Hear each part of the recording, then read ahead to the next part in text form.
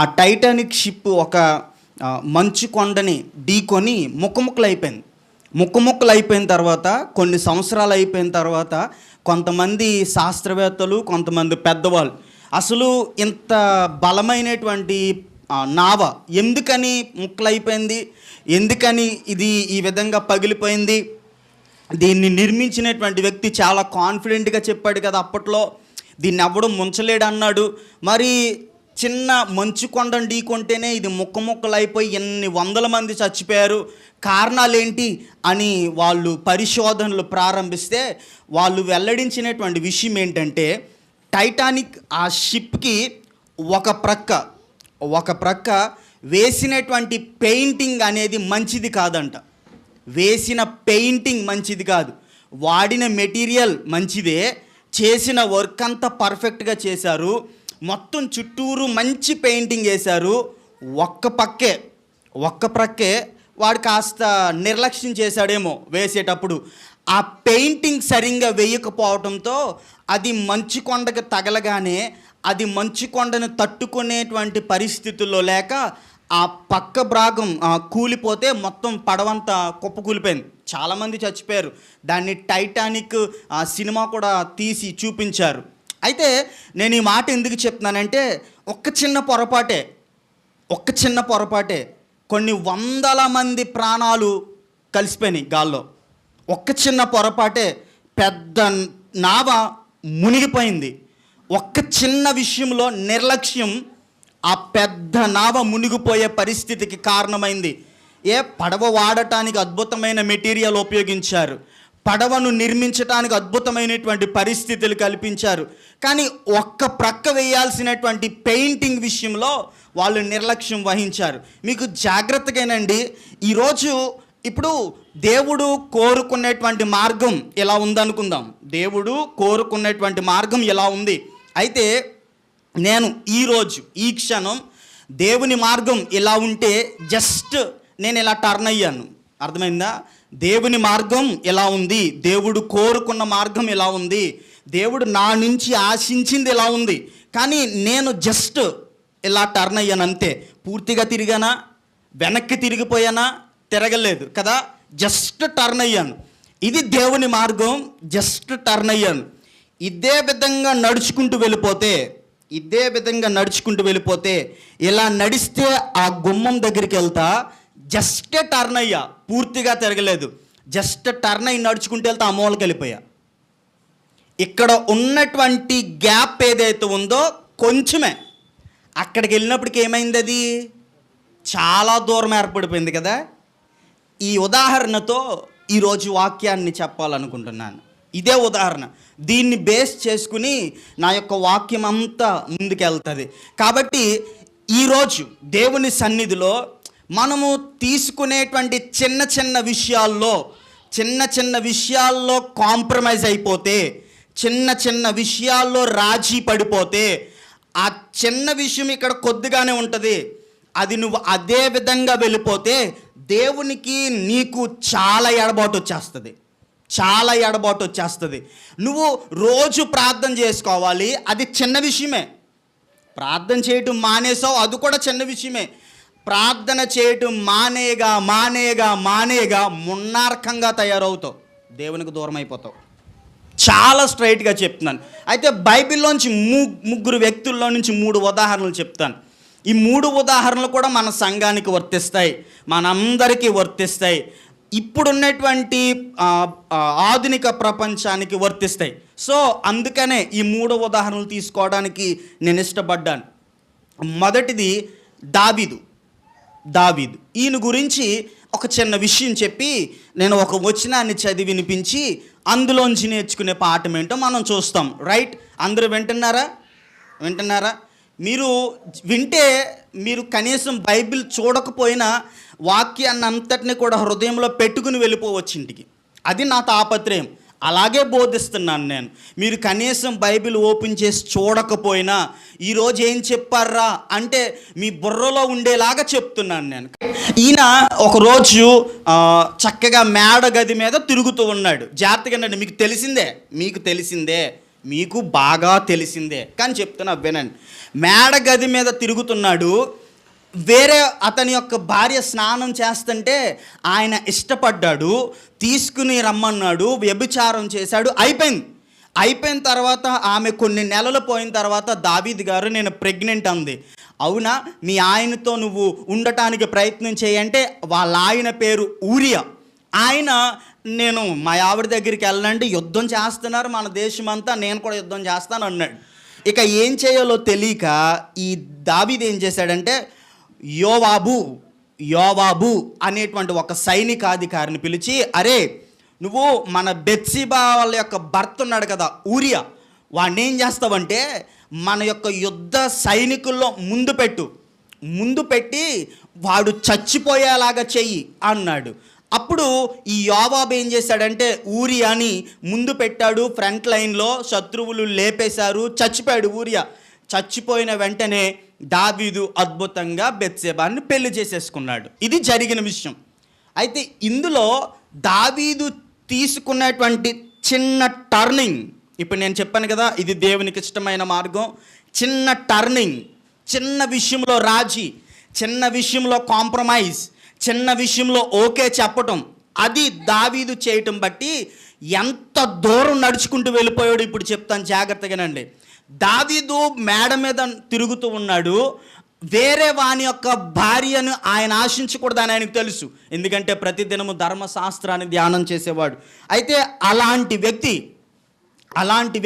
ఏం చేశాడు అని అంటే ఆయన చిన్న విషయంలో కాంప్రమైజ్ అయ్యి తనతో వ్యభిచరించటానికి ఇష్టపడ్డాడు, తనతో పాపం చేయటానికి ఇష్టపడ్డాడు. జాగ్రత్తగా వినండి. ఇప్పుడు సమూయేలు గ్రంథం తీయండి, సమూయేలు 2వ గ్రంథం 11వ అధ్యాయము, సమూయేలు 2వ గ్రంథం 11వ అధ్యాయము 14-15 వచనాలు. 14-15 వచనాలు.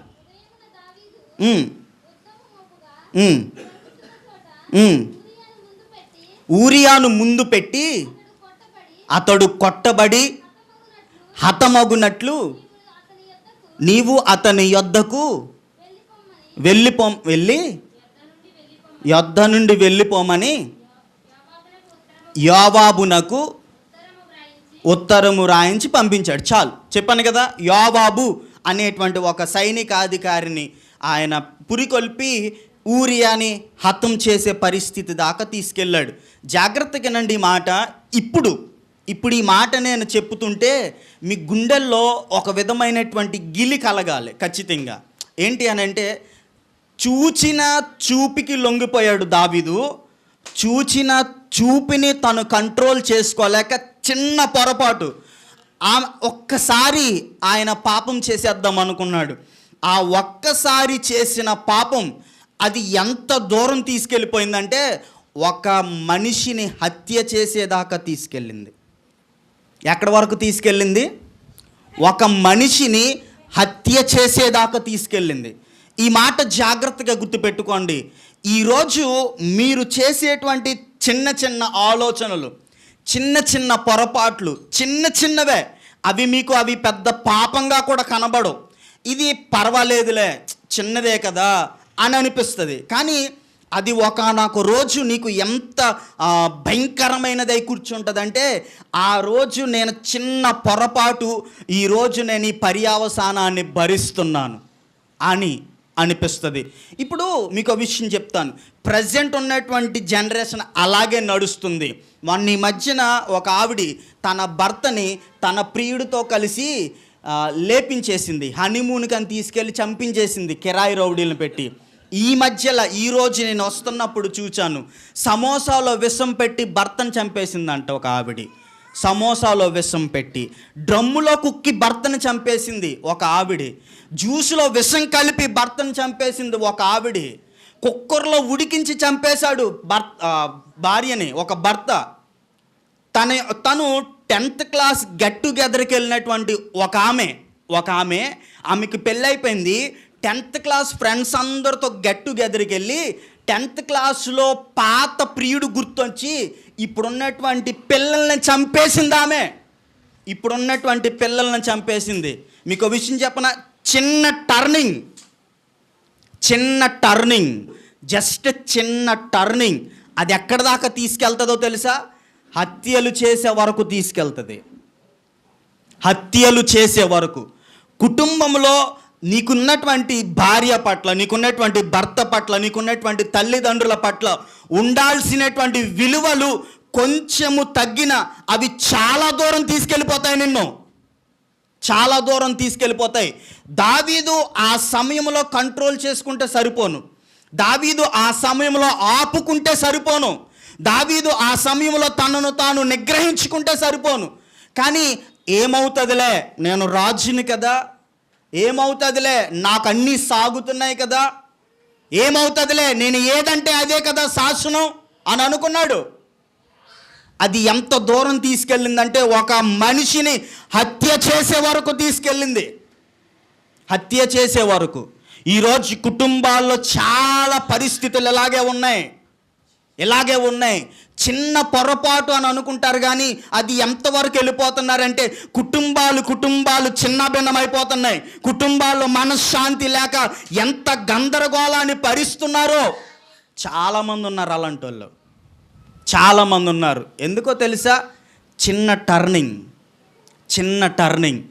చిన్న విషయంలో రాజీ పడి ఆ విషయాన్ని పెద్దది చేసుకోవటం అంటే ఇదే. దావీదులో మనం నేర్చుకునేది ఏంటంటే, చిన్న విషయాన్ని ఆ సమయంలో తనను తాను కంట్రోల్ చేసుకోలేకపోయాడు. తనను తాను కంట్రోల్ చేసుకోలేని దాన్ని బట్టి ఏమైంది? మనిషిని హత్య చేసే వరకు వెళ్ళాడు.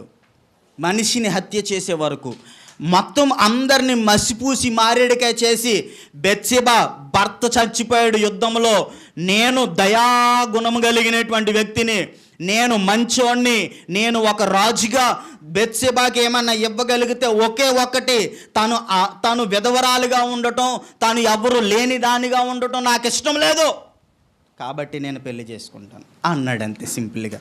చూచిన వాళ్ళందరూ అసలు మామూలుగా కాదు, దావీదు సూపరు, దావీదు ఎంత గొప్పోడో, పాపము ఊరియా యుద్ధంలో చచ్చిపోతే తన భార్యను సహితం అతను ఆదరించి పెళ్లి చేసుకున్నాడు అనుకున్నారు రాజ్యమంతా. కానీ విషయం దేవునికి తెలుసు. ప్రవక్తను పంపించి కింద మీద పడేశాడు దావీదుని. ఈరోజు నేను మీకు చెప్పగలిగే పాఠం ఒక్కటే. ఈరోజు మీరు అయ్యేటువంటి చిన్న కాంప్రమైజ్, చిన్న రాజీ పడేటువంటి విషయం ఏదైతే ఉంటుందో అది మీ జీవితాన్ని చాలా దూరం తీసుకెళ్ళిపోద్ది. కాబట్టి మీ జీవితంలో రాజీ ఎక్కడ పడుతున్నారు, మీ జీవితంలో రాజీ ఏ పరిస్థితుల్లో ఉంటుంది, అది ఆలోచన చేయడానికి ప్రయత్నం చేయండి. దావీదు చిన్న కాంప్రమైజ్ అయ్యాడు, చాలా దూరం వెళ్ళిపోయాడు. ఎంత దూరం వెళ్ళాడంటే ఒక వ్యక్తిని హత్య చేసే వరకు వెళ్ళాడు. ఈ మాట గుర్తుపెట్టుకోండి. ఇది మొదటిది. రెండో విషయాన్ని కూడా చూద్దాం. ఈయన సొలొమోన్. ఎవరైనా? సొలొమోన్. ఈ సొలొమోన్ చాలా జ్ఞానవంతుడు, మీకు తెలుసు కదా, చాలాసార్లు చెప్పాను కాబట్టి నేను ఎక్కువ దాన్ని పొడిగించట్లేదు. రైట్, సరే. సొలొమోను చాలా జ్ఞానవంతుడు. ఆ జ్ఞానాన్ని బట్టి సొలొమోన్ని దేవుడు దీవించడం మొదలుపెట్టాడు. సొలొమోను ఖ్యాతి అద్భుతంగా ప్రజ్వలించటం మొదలుపెట్టింది. అయితే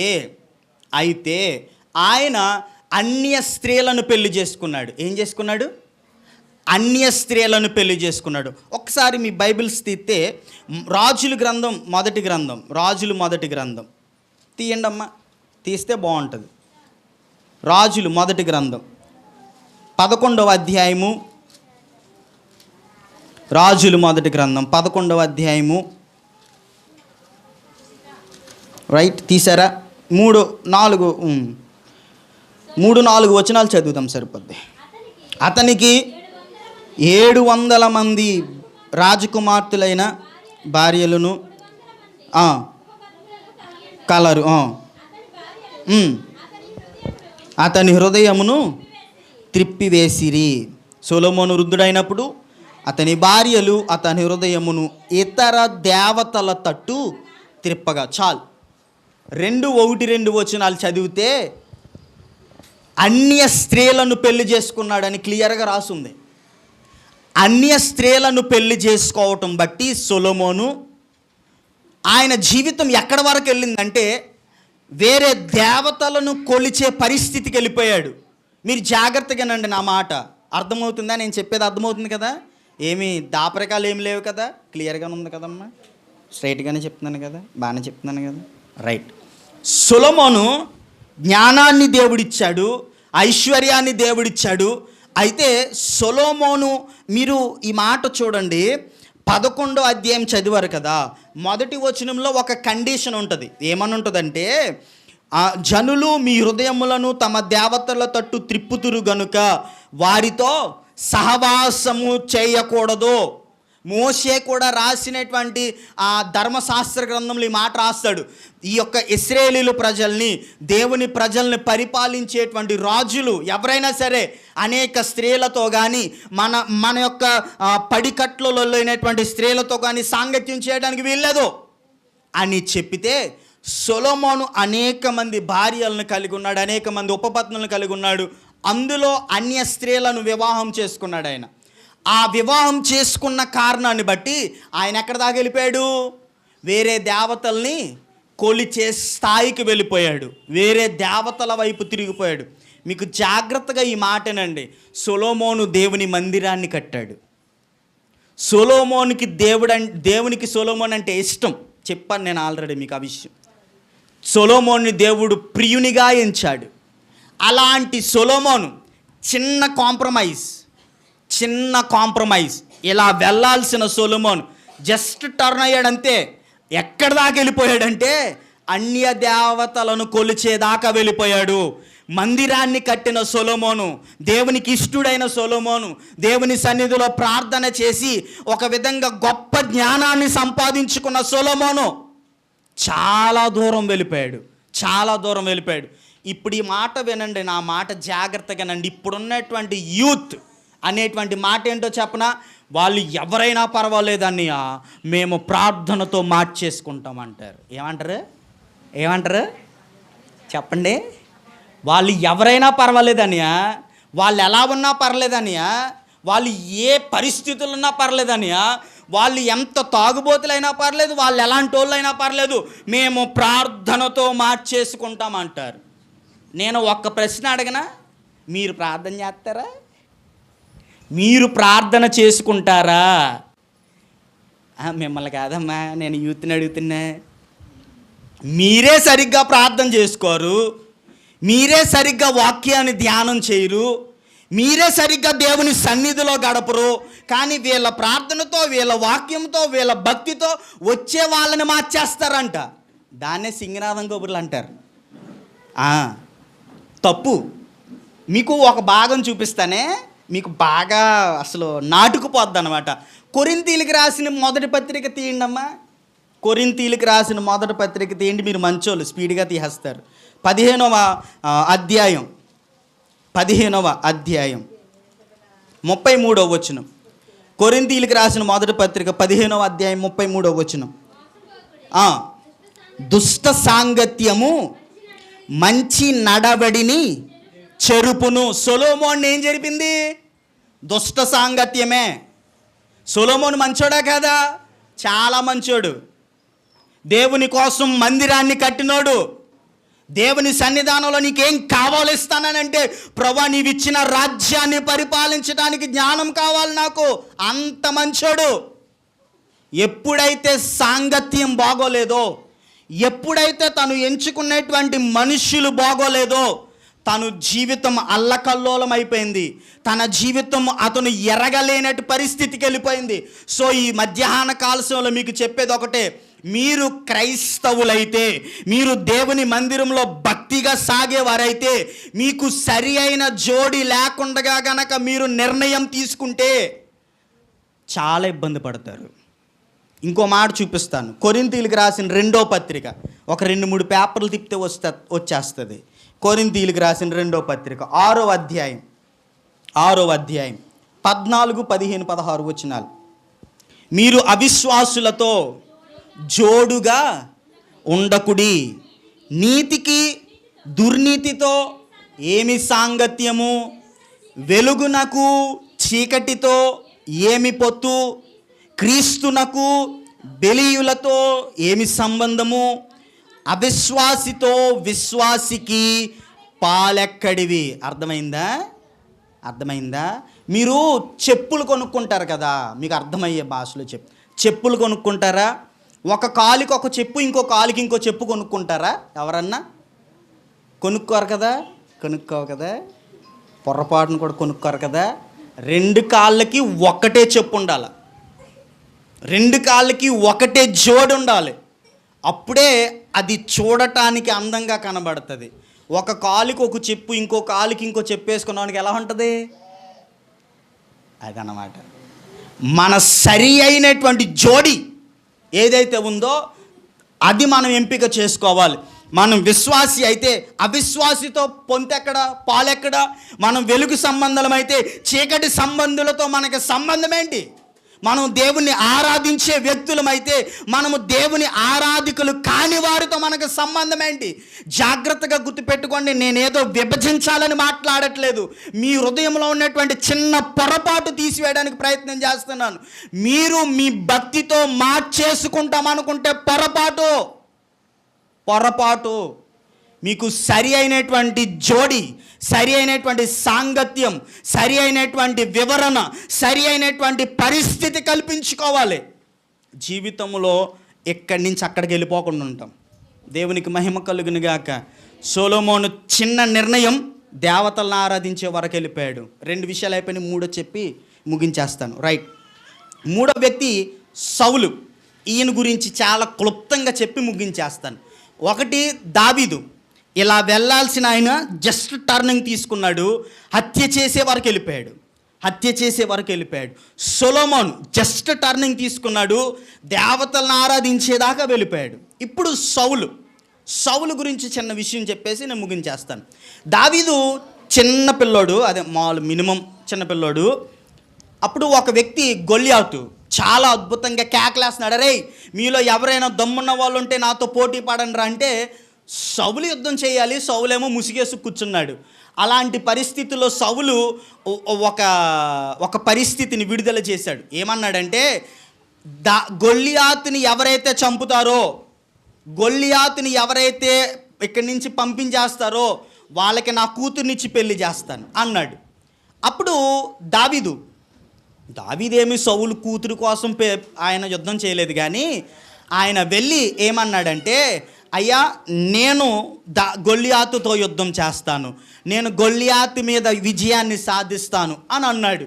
ఆ విధంగా అన్నప్పుడు ఏమైందో చెప్తాను, జాగ్రత్తగానండి. దావీదు వెళ్ళాడు, దేవుని యొక్క శక్తితో 6 అడుగుల పైన ఉన్నటువంటి గొల్లియాతు మీద యుద్ధం సాధించాడు.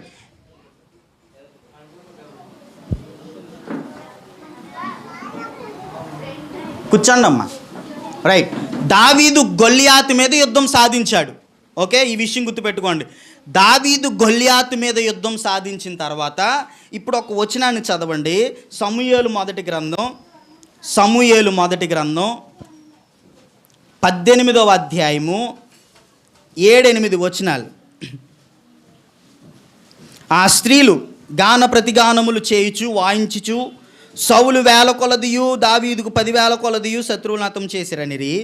ఆ మాటలు సౌలునకు ఇంపుగా ఉండనందున అతడు బహుకోపము తెచ్చుకొని, వారు దావీదునకు 10,000 కొలదనియు నాకు 1,000 కొలదనియు స్తుతులు పాడిరే, రాజ్యము తప్ప మరి ఏమి అతడు తీసుకొనగలడని అనుకుని. మీకు జాగ్రత్తగా వినండి. దావీదుని ఎక్కువగా పొగిడారు జనం, దావీదుని ఎక్కువగా స్తుతించారు జనం. దావీదుకి 10,000 కొలది జేజేలు కొట్టారు, సౌలుకి 1,000 కొలది జేజేలు కొట్టారు. జాగ్రత్తగానండి మాట. దావీదుని ఎక్కువ పొగిడారు అని సౌలు మనస్సులో చిన్న అసహ్యాన్ని పెట్టుకున్నాడు. ఏం పెట్టుకున్నాడు? చిన్న అసహ్యం. చిన్నదే. నాకంటే ఎక్కువ స్తుతులు వస్తాయా అనుకున్నాడు, అంతే. నాకంటే ఎక్కువ గణపరుస్తారా అనుకున్నాడు. చిన్న అసహ్యం, చిన్న కోపం, చిన్నగా పెట్టుకున్నాడు. జస్ట్ టర్న్ అయ్యాడు. ఎంత దాకా వెళ్ళిపోయాడంటే, దావీదును చంపేద్దాం అని 10 సంవత్సరాలకు పైగా ప్రయత్నం చేశాడు. 10 సంవత్సరాలకు పైగా ప్రయత్నం చేశాడు. సౌలు చచ్చిపోయేదాకా ప్రయత్నం చేస్తూనే ఉన్నాడు. సౌలు చచ్చిపోయేదాకా దావీదుకి మనశ్శాంతి లేదు. గుహల్లో దాక్కునేవాడు, అడవుల్లో దాక్కునేవాడు, వేరే దేశాలు వెళ్ళేవాడు. ఎక్కడికి వెళ్ళినా సౌలు వెంటాడుతూ లేపేయడానికి ప్రయత్నం చేశాడు. జాగ్రత్తగానండి. ఎక్కడొచ్చిందో తెలుసా చిన్న ప్రాబ్లం? హృదయంలో అసహ్యం. నాకు తక్కువ స్థుతులు వస్తాయా, దావీదుకి ఎక్కువ స్థుతులు?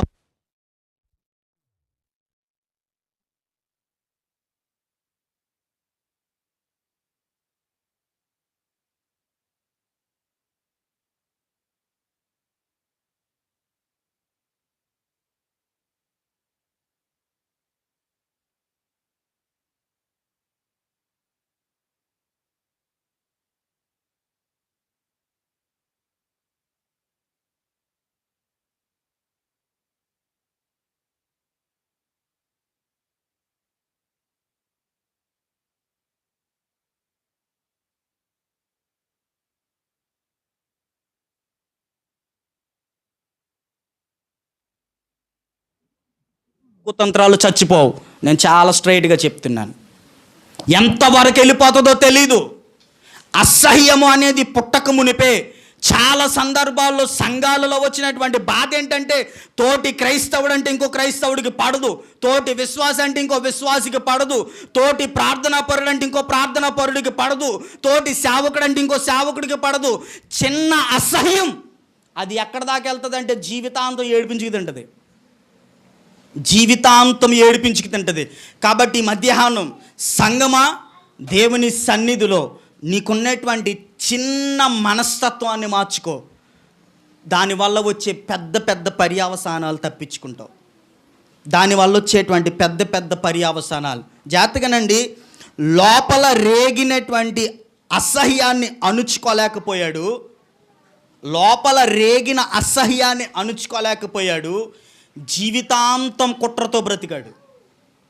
జీవితాంతం కుట్రతో బ్రతికాడు.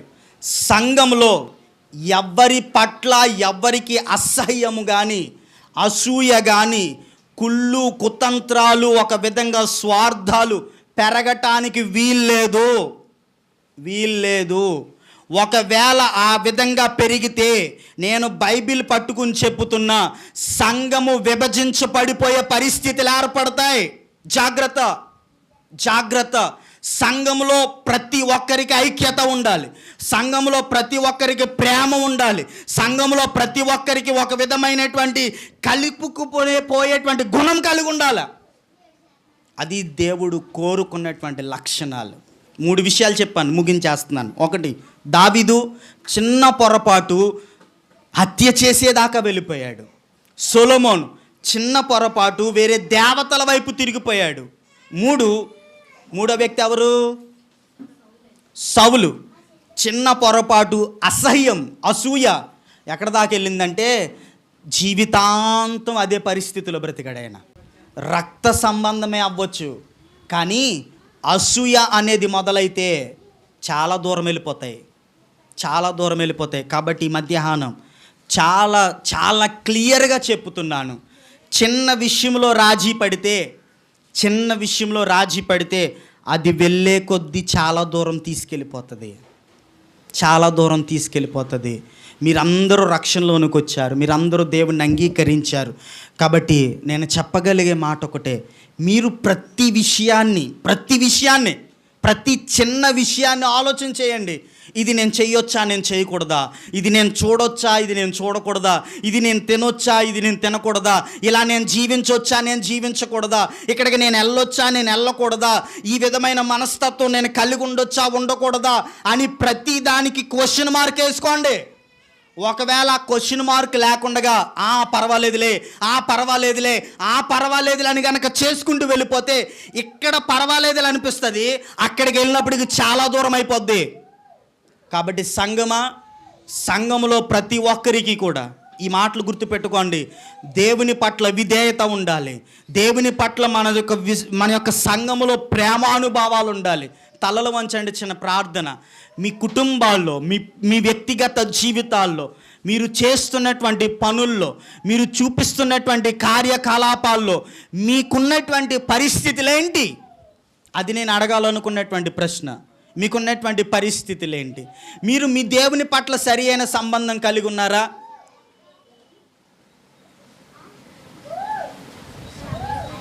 మీరు మీ దేవుని పట్ల సరి అయిన సంబంధం కలిగి ఉన్నారా?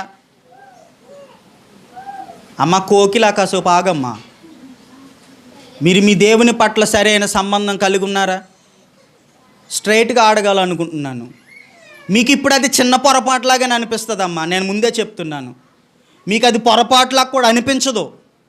మీకు అది పొరపాటులాగా కూడా అనిపించదు. మీరు బైబిల్ చదవట్లేదు, అది మీకు పొరపాటులాగా అనిపించట్లేదు. కానీ ఒకానొక దినాన్ని అది మీకు ఒక పెద్ద గుజబండై కూర్చుంటుంది. మీరు ఇప్పుడు ప్రార్థన చేసుకోవట్లేదు, అది మీకు పొరపాటుగా అనిపించదు. కానీ తర్వాత చాలా దూరం తీసుకెళ్తుంది. మీరు ఖాళీ ఉన్నంతసేపు మొబైల్స్తో దాంతో దీంతో టైం పాస్ చేస్తూ ఏముందని అనుకుంటున్నారు, అది ఇప్పుడు మీకు పొరపాటుగా అనిపించదు. కానీ చాలా దూరం తీసుకెళ్ళిపోద్ది. మీకు మనస్సులో చిన్నగా అసూయ మొదలైంది, అది ఇప్పుడు మీకు తక్కువే కదా అనిపిస్తుంది. కానీ అది చాలా దూరం తీసుకెళ్ళిపోద్ది. కుటుంబాల్లో అవ్వచ్చు, సంఘాల్లో అవ్వచ్చు, స్నేహితుల మధ్య అవ్వచ్చు, రక్త సంబంధుల మధ్య అవ్వచ్చు. మీకు చిన్నగా కనబడుతుంది ఇప్పుడు, అది చిన్నతో ఆగిపోదు, అది అక్కడితో ఆగిపోదు, అది చాలా దూరం వెళ్ళిపోద్ది, చాలా దూరం వెళ్ళిపోద్ది. కాబట్టి ప్రతి ఒక్కరు కూడా ఈ మాట ఆలోచన చేయండి.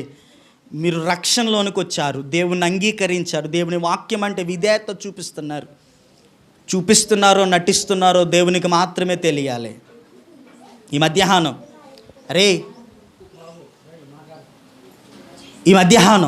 దేవుడు మీ జీవితాన్ని బట్టి మీరు తీసుకున్న నిర్ణయాలేంటి? యవనస్తులు, నేను మిమ్మల్ని మీకు చెప్పాలనుకున్న ఒకే ఒక్క విషయం, మీ ప్రార్థనతో మీ భక్తితో వచ్చే వాళ్ళని మార్చేసుకుందాం అనుకుంటే పొరపాటు. మీకు సరి అయిన జోడి ఏంటి? మీకు సరి అయినటువంటి సంబంధం ఏంటి? మీకు సరి అయినటువంటి కుటుంబం ఏంటి? మీకు సరి అయినటువంటి పరిస్థితి ఏంటి?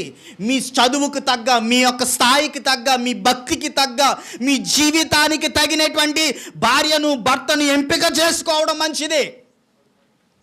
లేకపోతే చాలా ఇబ్బంది పడతావు, లేకపోతే చాలా ఇరకాటంలో పడిపోతావు. తర్వాత నువ్వు జుట్టు పీక్కున్న ఏం చేయలేవు. జాగ్రత్త. చిన్న పొరపాటే చాలా దూరం వెళ్ళిపోతావు.